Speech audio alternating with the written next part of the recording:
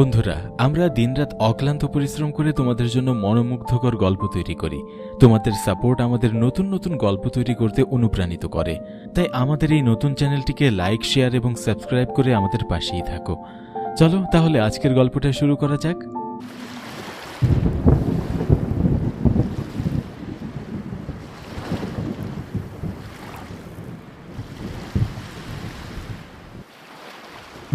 ধীরে ধীরে চারদিকে সন্ধ্যার ঘন অন্ধকার নেমে এসেছে।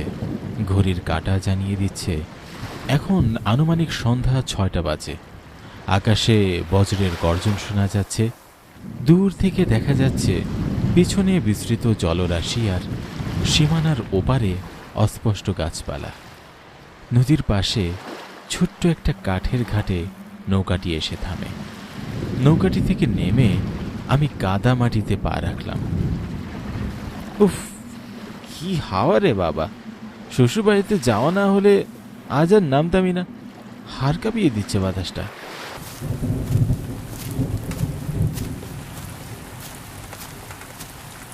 আজ নিন টাটকা চকচকে পাদ্দার ইলিশ।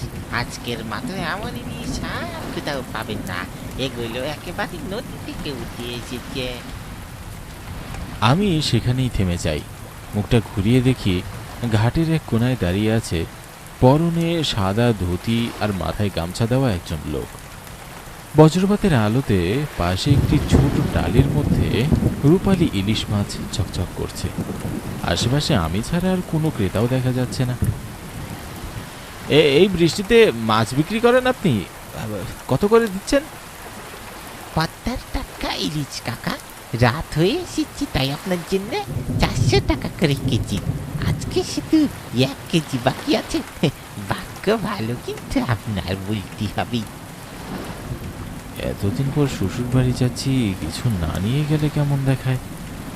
আর মাছগুলোকে দেখতে ভালোই তো তরতাজা মনে হচ্ছে।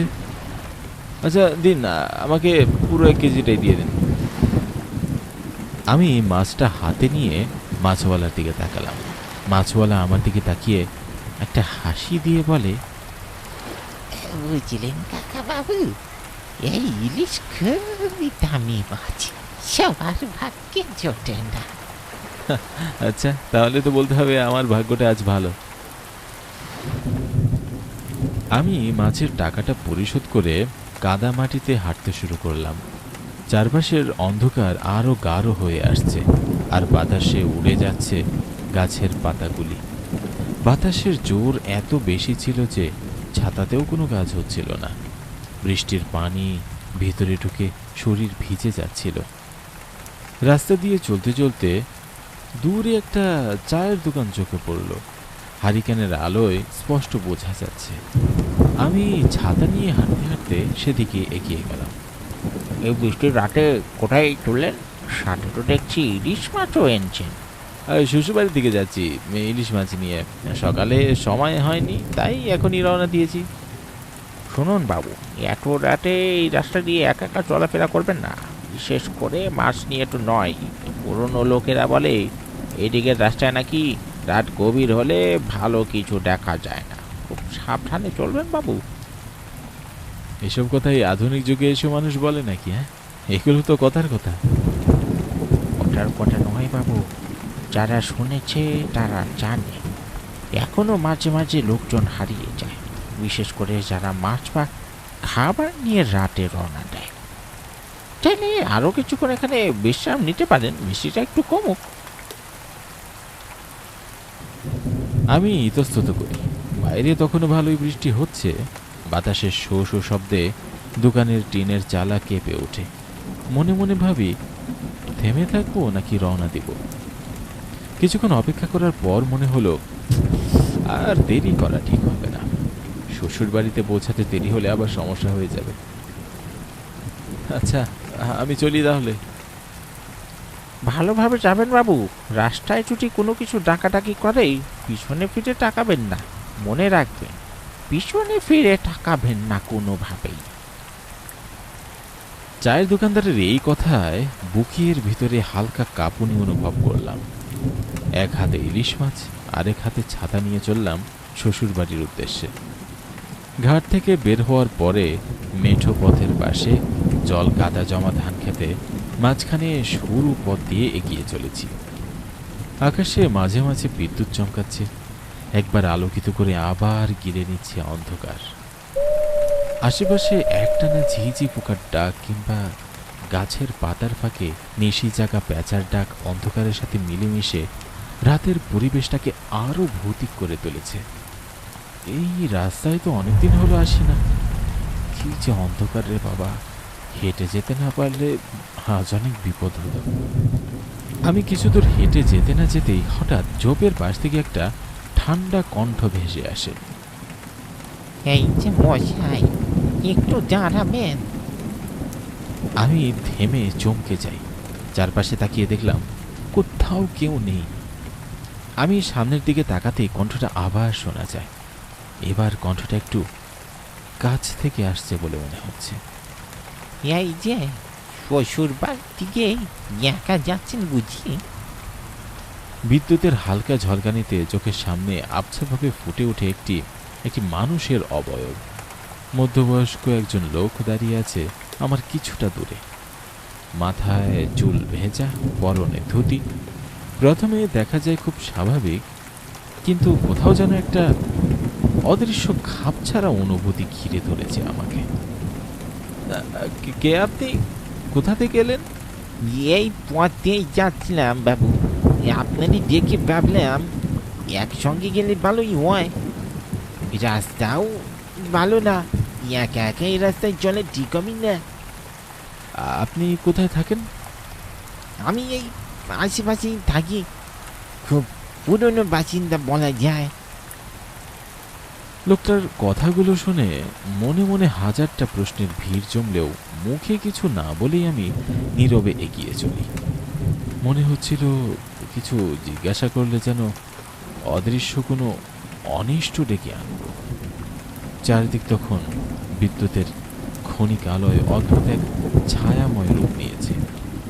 গাছপালার ভেজা পাতাগুলো বাতাসে দুলছে, ছায়াগুলো কাঁপছে, আর পথটা যেন লুকিয়ে ফেলেছে তার শেষ প্রান্তে।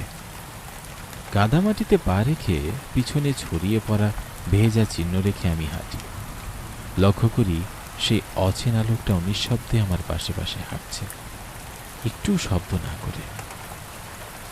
হঠাৎ লোকটা আবার আমাকে জিজ্ঞাসা করলো, কি ইলিশ নিলেন বুঝি? খুব ভালো মাছ দেখছি। হ্যাঁ, ঘাটে একজন বিক্রি করছিল। শ্বশুর বাড়ি যাচ্ছি তো, জামাই মানুষ নিতে তো হবেই। জামাইয়ের কথা তো এখনো আছে মনে হচ্ছে। শোনেন মশাই, এই ইলিশ মাছ কিন্তু খুব আকর্ষণীয় জিনিস।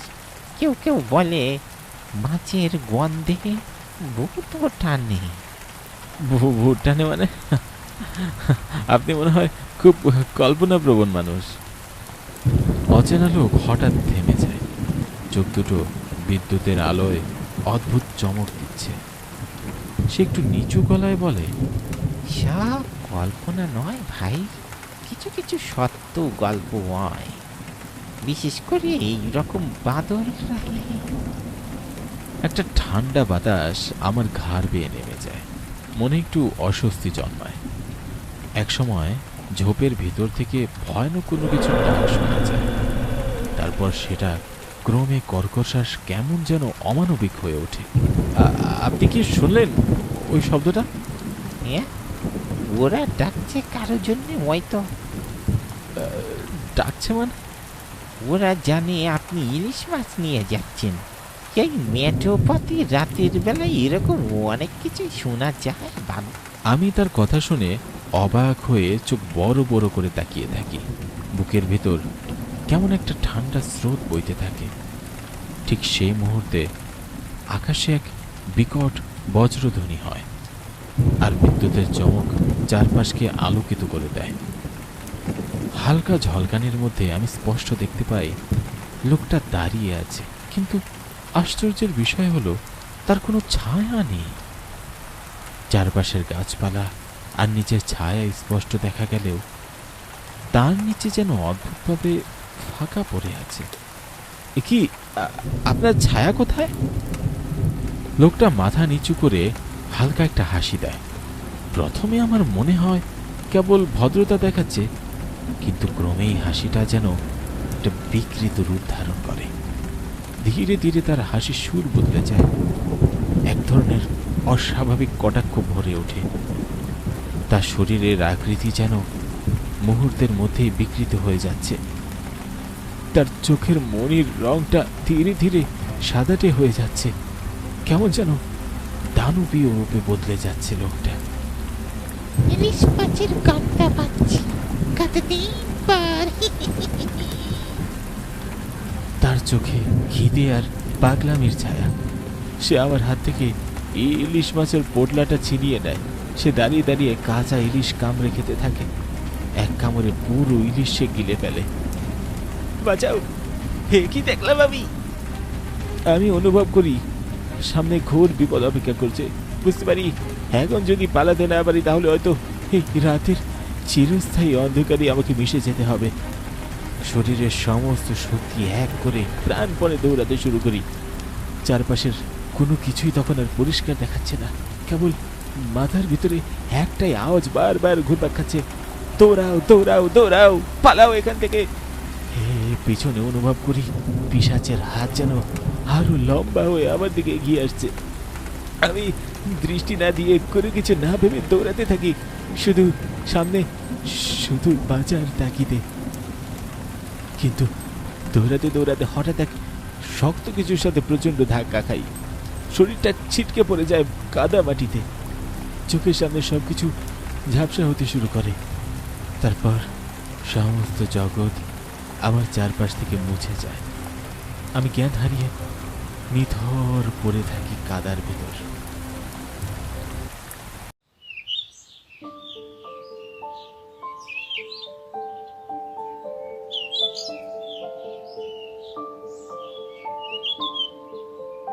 পরদিন সকালবেলায় আমার জ্ঞান ফিরতে আমি দেখলাম আমার শ্বশুরবাড়ির বিছানায় আমি শুয়ে আছি। ভাগ্যিস বড় কোনো বিপদ হয়নি, এবারের মতো চোর বাঁচা বেঁচে গেছি।